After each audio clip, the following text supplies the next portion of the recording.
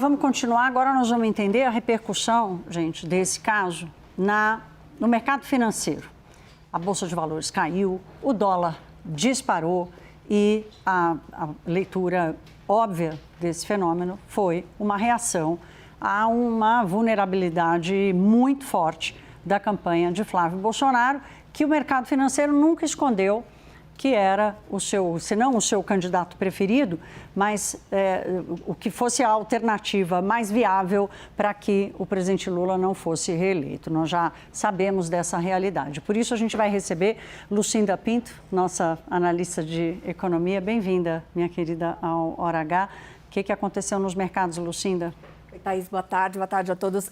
O mercado virou, né? A gente estava vendo já o mercado se comportando muito ali, reagindo às notícias sobre a guerra, mas no momento em que essa notícia vazou, em que apareceu essa informação, a Bolsa despencou e o dólar voltou lá para casa dos R$5. A gente tem até uma tela mostrando como é que fecharam os mercados. Agora, eu acho que é legal a gente pensar o seguinte, que no fim das contas o elemento central desse movimento é a taxa de juros futuras. O contrato para 2027, o mercado ele opera na B3, contratos futuros de juro que um pouco refletem qual é a expectativa dos investidores para o rumo desse juro, da taxa Selic. E o contrato para 2027 fechou em 14,21%. Ou seja, é como se o mercado entendesse que ao longo do próximo ano o espaço para corte de juros é muito pequeno.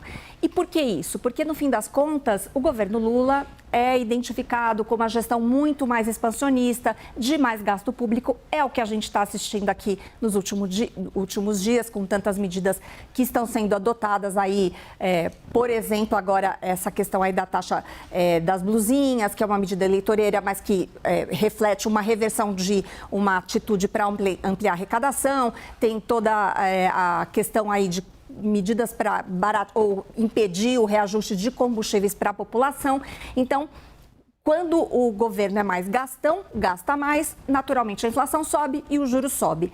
E juro alto é um componente absolutamente agressivo contra a Bolsa de Valores e foi isso que a gente viu aqui. O Ibovespa caiu 1,80% e perdeu aí de vez o limite ali dos 180 mil pontos que ele estava respeitando.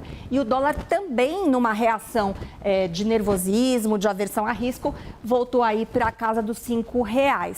Agora, Thaís, surpreendeu esse comportamento porque a gente não estava vendo o mercado responder tão diretamente ao noticiário movimento político, né? As pesquisas não estavam mexendo.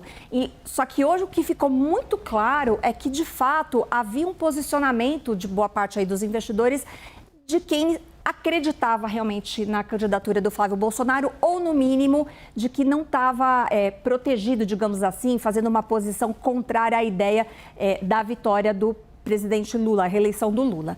Porque aqui acho que é legal até dizer, assim, não é exatamente por uma questão ideológica, mas é por uma visão de que um governo vai conseguir trazer um ambiente mais favorável para negócios do que o outro. Pode ser uma visão equivocada?